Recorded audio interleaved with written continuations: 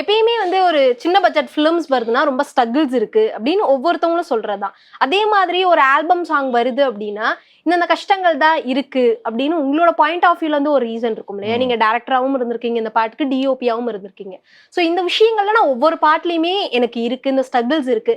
But இது பெருசா show of ஆகல அப்படின்னா உங்களோட பாயிண்ட் ஆஃப் வியூல இருந்து என்ன சொல்லுங்க?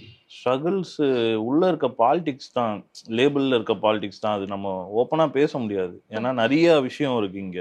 நிறைய பேர் இதுல இன்வால்வ் ஆயிருக்காங்க.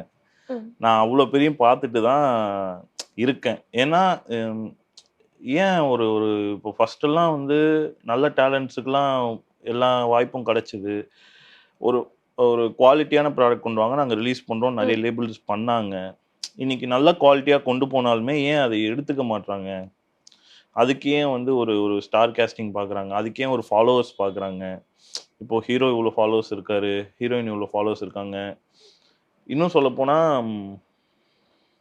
இப்போ நானுமே வந்து ஒரு ஒரு இடத்துல வந்து என்ன ரிஜெக்ட் பண்ணாங்க. ரிஜெக்ட் பண்ணாங்க மீன்ஸ் என் சாங் ரிலீஸ் ஆயிருக்கு. அந்த சாங்ல வந்து என்ன வந்து ஆட் பண்ணாம, நான் அந்த சாங்ல ரொம்ப மெயின். நான் தான் டைரக்டர். ஸோ என்ன வந்து கான்சன்ட்ரேட் பண்ணாம, அதில இருக்க ஆர்டிஸ்ட், யார் ஃபாலோவர்ஸ் அதிகம், இதெல்லாம் பண்ணாங்க. இதெல்லாம் நம்மளுக்கு ஓப்பனா தெரியறப்போ, அப்ப நம்ம வந்து ஃபாலோவர்ஸ் இருந்தா தான் இங்க மரியாதையா? அப்போ ஒரு ப்ராடக்ட் ஒரு ஒரு அதில இருக்க ஆர்ட்டுக்கு எந்த ஒரு மரியாதையும் இல்லையாங்கிற மாரி நான் அத ஃபேஸ் பண்ணிக்கிட்டே இருக்கேன். பேக் டு பேக் நான் எவ்வளவோ எஃபோர்ட் போட்டு எல்லாம் பப்ளிக்கே சொல்றாங்க. நாங்க பப்ளிக் ரிவ்யூலாம் எடுத்தோம்.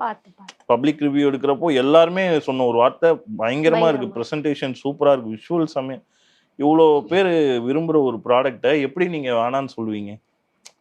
இந்த ஒரு கொஸ்டின் இருக்குல்ல, எனக்கு பக்கா எவிடன்ஸோட நான் பப்ளிக் ரிவ்யூவோட நான் எடுத்து வச்சதுக்கு ரீசன் அவங்களுக்கு குடுத்தேன்.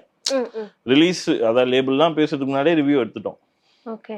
ரிவ்யூ எடுத்து நான் லேபிளுக்கே அனுப்புறேன். இப்படி ஒரு ப்ராடக்ட் தான் நீங்க வேணாம் சொல்றீங்க அப்படிங்கிறத நான் வந்து ப்ரூவ் பண்ணிட்டேன் உங்களுக்கு. அவங்க என்ன சொன்னாங்கன்னா, கில்ட் ஆகி இங்க வேற ஒரு விஷயம்லாம் இருக்கு விஜய். நீங்க வேற ஏதாவது பண்ணீங்கன்னா சொல்லுங்க அப்படிங்கிற மாதிரி சொல்லிட்டாங்க.